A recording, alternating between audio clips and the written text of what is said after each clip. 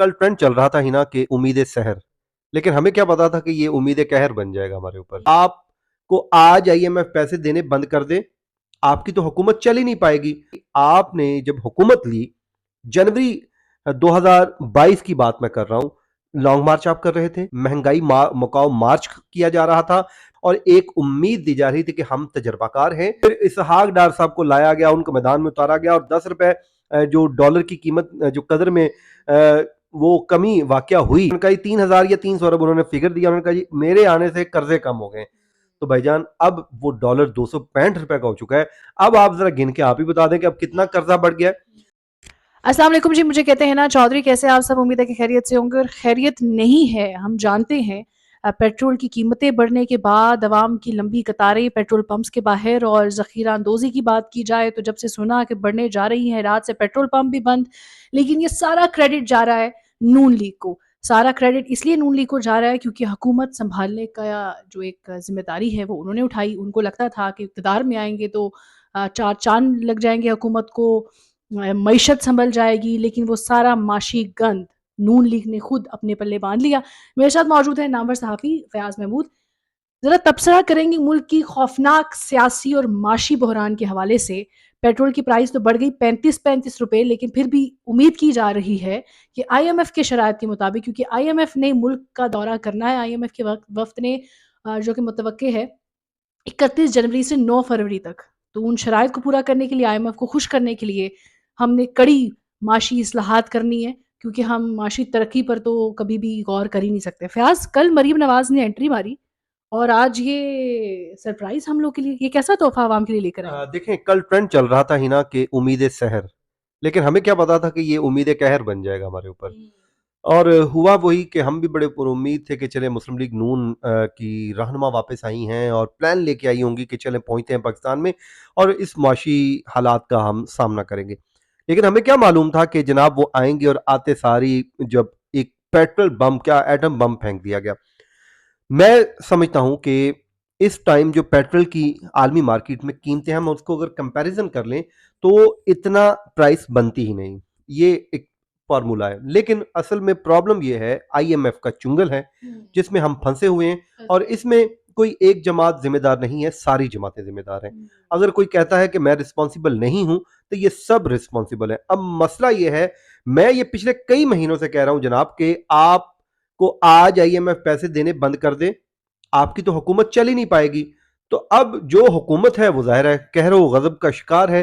कोई भी हुकूमत होती इस वक्त उसको यही हालात का सामना करना पड़ना था। लेकिन अब सवाल ये पैदा होता है कि भाई आपने जब हुकूमत ली जनवरी 2022 की बात मैं कर रहा हूं, लॉन्ग मार्च आप कर रहे थे, महंगाई मुकाओ मार्च किया जा रहा था, पेट्रोल बम गिराने की बातें की जा रही थी और एक उम्मीद दी जा रही थी कि हम तजर्बाकार हैं, हमारे ऊपर हमारे ऊपर लोग समझते हैं कि हम मुस्लिम लीग नून का काम टैग करती नहीं है, है, करप्शन तो मुस्लिम है, लीग नून लेकिन काम करती है। तो उसी को बुनियाद बना के आप पर एतमाद किया गया और आपको आगे लाया गया और आपने आके हुकूमत संभाल ली। शहबाज शरीफ साहब बड़े अच्छे एडमिनिस्ट्रेटर हैं, जो मिफ्ता इस्माइल है वो काम नहीं कर रहे थे। फिर इसहाक डार साहब को लाया गया, उनको मैदान में उतारा गया और 10 रुपए जो डॉलर की कीमत जो कदर में वो कमी वाकया हुई, तो उससे क्या हुआ, डार साहब ने उसका क्रेडिट समेट लिया और कहा कि 300 अरब जो है, उन्होंने कहा 3,000 या 300 अरब उन्होंने फिगर दिया। उन्होंने कहा जी मेरे आने से कर्जे कम हो गए। तो भाईजान अब वो डॉलर 265 रुपए का हो चुका है। अब आप जरा गिन के आप ही बता दें कि अब कितना कर्जा बढ़ गया है। जब आपने वो क्रेडिट लिया था, खुदा का नाम ले, ये क्रेडिट भी ले, तो वो क्रेडिट नहीं लेंगे। और मसला अब ये हो चुका है कि ये पाकिस्तान इस तरह नहीं चलेगा। मुझे एक बात याद आ रही थी, मैं आपके साथ शेयर कर लेता हूँ। एक हमारे वीलॉगर हैं, इन दिनों ट्रैवल भी कर रहे हैं, वॉक करके जा रहे हैं मक्का। उन्होंने सिम खरीदी ईरान से और वो सिम उनके पैसों से आई तकरीबन 1,40,000 रुपए की, और पाकिस्तानी वो 900 बना। और मैंने जब उनको, मैंने कहा इतनी वीक करेंसी, वो जब मैंने देखी तो वाकई उनका 200-250 रुपया 300 रुपया बन रहा था हमारा। तो मैंने कहा भाई आज जब कीमतें बढ़ी तो मैंने कहा बस वो दिन, खुदा ना अल्लाह ताला मेरे मुंह में खाक, ऐसा हो ही ना कभी। लेकिन बज़ाहिर मुझे भी लग रहा है कि आने वाले चंद सालों बाद हम भी शायद 1,40,000 रुपए की सिम खरीद रहे होंगे।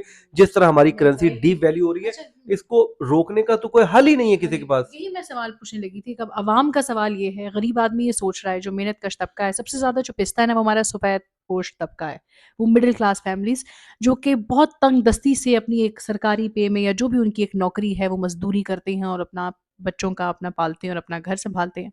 अब सबसे भारी रिस्पॉन्सिबिलिटी उन पे पड़ गई, घर की जिम्मेदारी। अब जिस तरह अब ये भी कहा जा रहा था, हम कुछ ये भी दायरे पड़े थे कि सरकारी मुलाजमी की तनख्वाहों में 10% कमी लाई जाएगी क्योंकि मुल्क की खजाने में पैसा खत्म हो गया। हमारे foreign exchange reserves 3.67 billion dollar तक पहुंच चुके हैं। 2 ममालिक हमारी मदद करने के लिए तैयार नहीं है। वो ये कहते हैं कि जब तक IMF के प्रोग्राम कंप्लीट नहीं होता, हम उनसे हमारी कोई नेगोशिएशन नहीं होती, उस तक हम अपनी साथ को इमदाद को रिलीज नहीं करेंगे। ये पाकिस्तान है, फाइनेंशियल एड पे फाइनेंशियल एड। जब से पाकिस्तान बना है हम कभी माशी तरक्की की तरफ गए ही नहीं। जिम्मेदार कौन है? हमारा जो मॉडल है वो है चंदा, चंदा लो टाइम टपाओ, वो कहते हैं डंग टपाओ।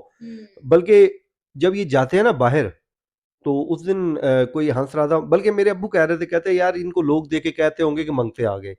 ये नहीं कि ओवरऑल वो बात कर रहे थे। अब जो हमारा तमाशा बन दोस्त के होता रह है, हाँ गए। तमाशा बन के रह गए। मुझे ये बताएं, कब तक हम उधार, मेरा एक घर है ना, हिना मेरा घर है, मैं अपना घर चला रहा हूँ, लेट्स सपोज मैं कब तक उधार पे चलाऊंगा? एक दिन आप भी मेरा फोन उठाना बंद कर देंगी, कहेंगी यार ये मुझे कहीं फिर उधार ना मांग ले, क्योंकि इसने तो वापस देना नहीं है। मेरे दोस्त है, आप मेरा फोन सुनना बंद कर देंगे, यार कहीं उधार ना मांग ले। तो इसी तरह ममालिक की भी बात है। तो वो अब हमारे फोन सुनना बंद कर दिए हैं। वो तो एलानिया कह चुके कुछ तुसी भी करो। मुझे बताएं कि आज तक किस हुकूमत ने रिफॉर्म्स लाई हैं? रिफॉर्म नहीं लाए। मुल्क को चलाने के लिए कुछ नहीं, बस आते हैं, नौकरियां भरते हैं, बांटते हैं और निकल जाते हैं। सरकारी खजाने में मजीद बोझ डाल देते हैं, गाड़ियां खरीदी जाती हैं, अल्ले तल्ले किए जाते हैं। मुझे ये बताएं, आज तक अपने जराए आमदन, हम अपने घर की मिसाल लेते हैं, जब भी हमारे ऊपर मुश्किल वक्त आता है तो हम जराए आमदन बढ़ाने की बात करते हैं, ना कि कर्ज लेने की बात करते हैं। तो जराए आमदन बढ़ाने के लिए क्या कर रहे हैं? कोई एक, मैं कहता हूं, मंसूबा तो ले आए जिससे कोई नया काम होता, हम ये समझते हैं यार वाकई ये चेंज आई है। अभी इतनी ये सरकारी जमीनें पड़ी हुई हैं, खाली पड़ी हैं, उनके ऊपर लोगों के कब्जे हो जाते हैं, लेकिन गवर्नमेंट कोई प्लान नहीं लाती। भाई इतनी सरकारी जमीनें पड़ी हैं, आप लोगों को वहां पे शॉप्स बना के दे दें, कोई ऐसे ही उनको लाएं, वहां से आप लोगों से रेवेन्यू इकट्ठा करें, लोग